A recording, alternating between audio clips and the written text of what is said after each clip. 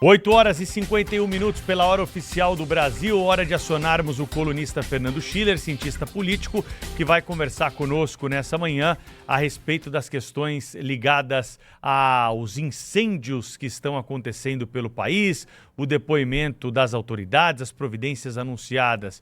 E aí, Schiller, o que mais te chamou a atenção desse assunto todo? Bom dia, seja bem-vindo. Tudo bem, Pedro, Sônia, Cláudio. Olha, bom, sobre os incêndios, as queimadas, olha, os dados estão aí, né, o maior índice de incêndios em 14 anos, desde 2010 no Brasil, na Amazônia até mais, quer dizer, então é um escândalo absoluto. Eu me lembro, primeira observação puramente política aqui, isso no governo passado era visto como um grande escândalo, o ministro queimador de florestas, as ONGs, eu me lembro do Greenpeace pedindo a demissão do ministro Ricardo Salles e assim por diante. Bom, agora eu acabei de ler, inclusive, um reporte do próprio Greenpeace, não toca no governo federal, né? Parece que o país inteiro em chamas, nós temos uma multiplicação dos incêndios no Brasil e é como se o governo federal não tivesse nada a ver com isso, absolutamente nada a ver com isso. É um problema de ação de criminosos, problema dos estados, problema do Supremo Tribunal Federal comandando, temos que criar a autoridade climática e tal. É muito estranho isso no Brasil, né? Acho que o país precisa fazer uma reflexão de como, inclusive a imprensa faz análise no Brasil, né? Porque é muito estranho, né, essa enorme dicotomia de como se analisa esse fenômeno, né? Mas vamos lá. O que me impressiona nisso, Pedro? Primeiro, de novo, nós temos o Supremo Tribunal Federal, através de um ministro, que é o ministro Flávio Dino, monocraticamente comandando a reação brasileira aos incêndios. E aqui, não, obviamente, ninguém vai criticar o ministro por estar tomando a iniciativa. O ministro está... A impressão que eu tenho, assim, observando a atuação do Flávio Dino, que ele funciona meio como governador do Maranhão, só que em escala nacional, né?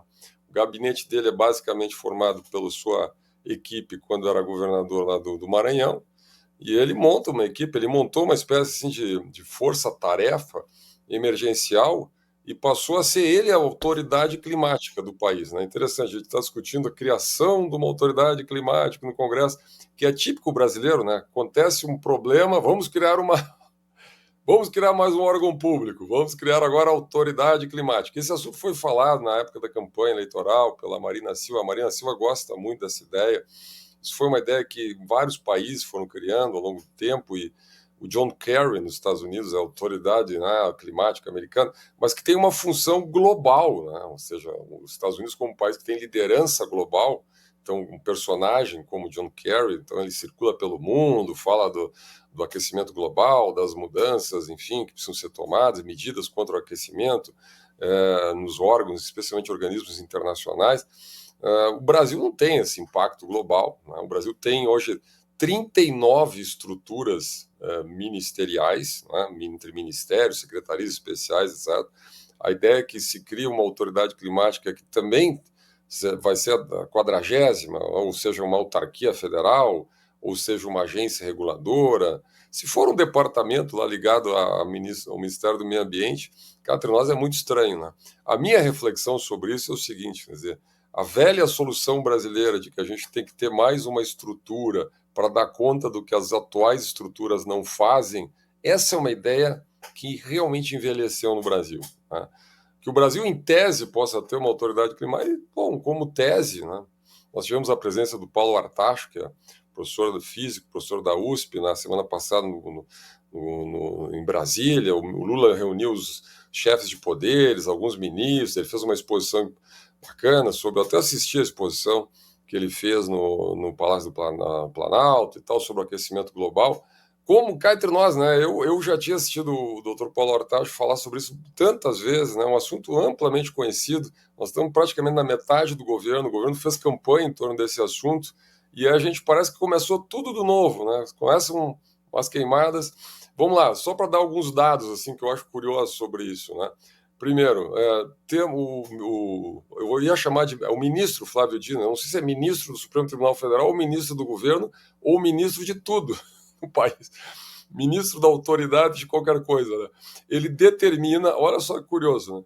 Na outra semana ele determina que o governo federal em 90 dias tem um plano emergencial, um plano de combate às queimadas. Ora, Nós estamos na metade do governo. O assunto das queimadas é sabido desde fevereiro desse ano. O país há 6 meses vem queimando. Agora tem que um ministro, tem a Marina Silva, que foi, né, louvada como grande autoridade global em clima, em meio ambiente, etc. O país não tem um plano.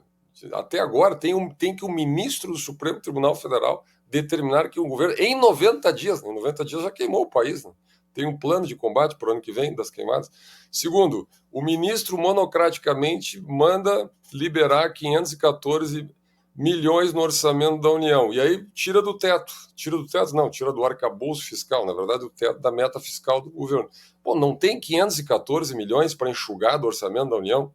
O próprio, olha, o Cláudio aqui fez um trabalho jornalístico brilhante, só em passagens que eu li a matéria do Cláudio, já dava um desconto nesses 514 milhões, já dava uns 3 ou 4 milhões só em jatinhos do ministro, que foi 17 vezes para São Luís, no Maranhão, em 8 meses. Então, eu dou esse dado, que é a pontinha do iceberg, na verdade, né, para a enorme quantidade de gasto que o governo tem, daí não consegue enxugar R$500 bilhão.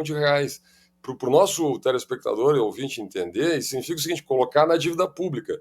É como se uma família reunisse, deu um acidente em casa, né, queimou um pedaço, em vez de dar uma enxugada no orçamento para consertar o estrago, não, vamos no banco pedir empréstimo, não vamos cortar nada, a gente vai no banco, pede empréstimo e paga juro, né, e aí aumenta a Selic para 11%, e a gente está pagando juros sobre esse dinheiro.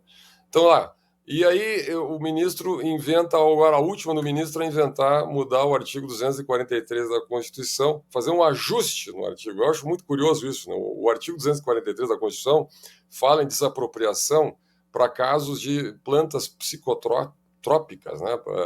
Que são drogas, maconha, etc., cultivo para desapropriação, e também quando você tem lá atividades ilegais, né? Né? Mas está muito bem, claramente tipificado que atividades ilegais são essas, né? E aí, a partir dali, você tem uma ampliação possível sem passar pelo Congresso para caso de queimadas ou atividades que o ministro vai criar, enfim, e aí pede um parecer da Procuradoria-Geral. Isso claramente é um assunto que deveria ir ao Congresso Nacional. Então, eu quero dizer o seguinte, olha, que bom, pelo menos o ministro está tomando iniciativas, né? Mas é uma confusão a República Brasileira, né? É o Supremo Tribunal Federal comandando política pública, reunindo com governadores, mandando liberar bombeiros, sabendo como é que está a articulação com os municípios, enfim, fazendo um trabalho que é típico do Ministério do Meio Ambiente. E cá entre nós, eu acho isso tudo muito estranho, Pedro.